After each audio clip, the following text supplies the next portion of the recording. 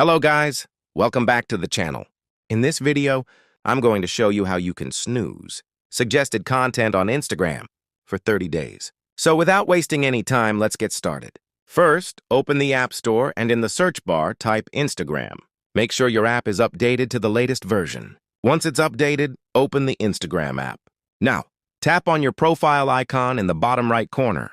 After that, tap on the 3 white lines in the top right corner of the screen to open the menu. From here, scroll down and select Content Preferences. Inside Content Preferences, you will see an option that says Snooze Suggested Content for 30 days. Simply tap on it and toggle the switch on. That's it! Suggested posts will now be hidden from your feed for the next 30 days. If you found this video helpful, make sure to like, subscribe, and turn on notifications for more easy tutorials like this. See you in the next video.